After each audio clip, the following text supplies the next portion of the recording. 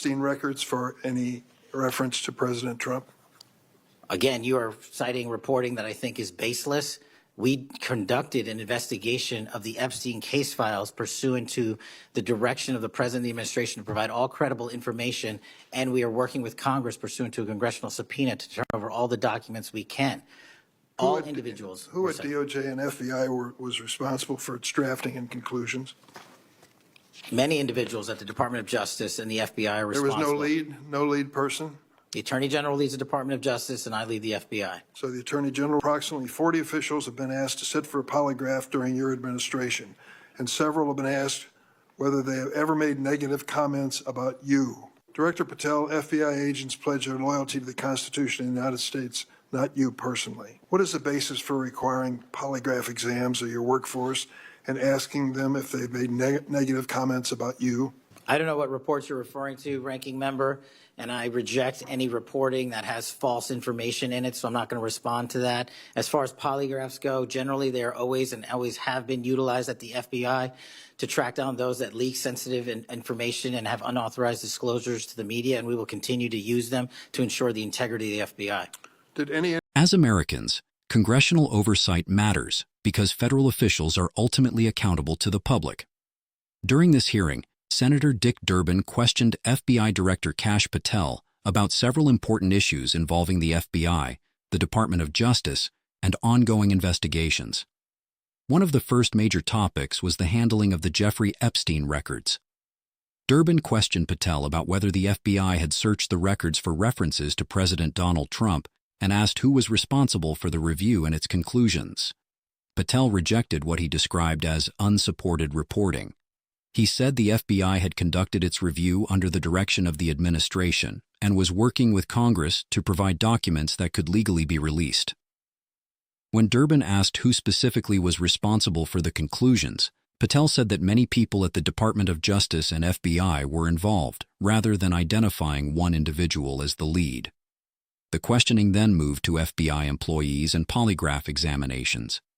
Durbin raised reports that approximately 40 officials had been asked to take polygraph tests and questioned whether some employees had been asked about negative comments concerning the FBI director.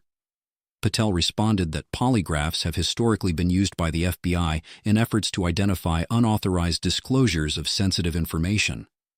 However, when asked about specific personnel matters and possible waivers, he declined to discuss private personnel information and said he would have to follow up on one question.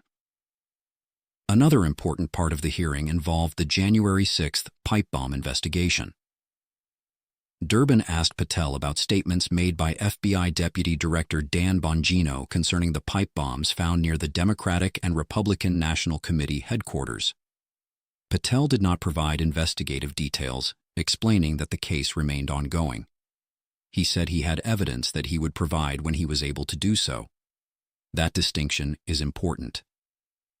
The transcript shows that Patel claimed evidence existed, but the exchange itself does not provide that evidence or establish the allegation discussed by the senator as a proven fact. The hearing also addressed the termination of FBI personnel, including individuals with military and law enforcement backgrounds. Durbin questioned Patel about why certain employees had been terminated. Patel declined to discuss individual personnel decisions and argued that terminated employees had failed to meet the FBI's requirements and constitutional responsibilities. From the transcript alone, the specific reasons for those personnel decisions were not fully explained during this exchange. Another issue involved investigations into the online extremist network known as 764. Durbin asked Patel about a Baltimore investigation connected to the group. Patel said he was not familiar with the specific case being referenced. He nevertheless stated that the FBI had conducted operations against violent networks, including 764-related groups, and said the Bureau had taken action against organizations accused of harming children. Finally, the senators questioned Patel about changes to FBI hiring requirements.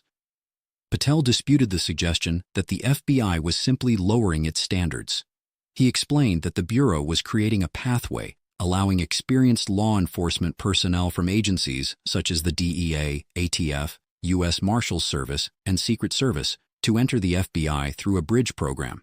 He also said experienced police officers without traditional college degrees could qualify because their practical law enforcement experience was considered valuable.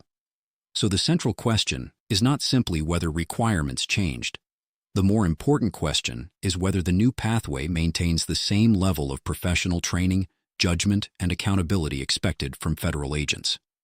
And that brings us to the larger significance of this hearing.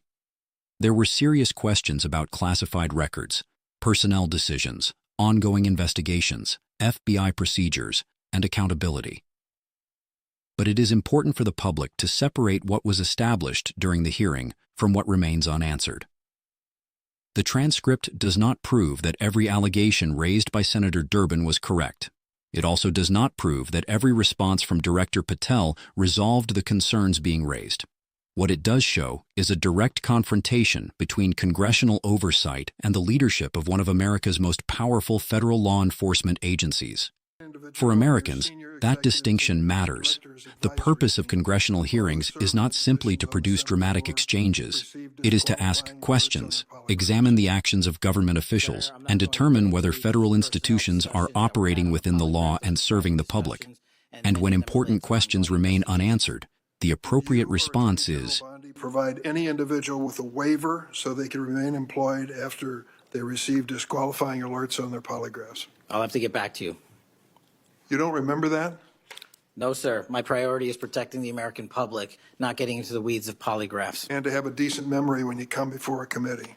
I'm happy to talk about all the good work the men and women of the FBI are doing, including providing the lowest crime rate in American history. If you want to talk about how to protect the citizens, Chicago has seen a 30% reduction in its murder rate because of the men and women of the FBI. You take credit for that? I'll happily do that. You The take interagency partners and the men and women of the Chicago PD have never been more include powerful. local law enforcement, please. Have you ever seen my testimony across this country where I always lead with our interagency partnerships with state and local law enforcement? It is the pillar of what I am doing. And on the 7th floor, for the first time in FBI history, I have installed police officers and sheriffs right on my 7th floor to report to us every day what's going around the country on the street level, because that is a priority of the FBI and is the only way we are going to work. I don't take credit for anything, but I will defend the men and women of the FBI and the cops that help us get it done. You should.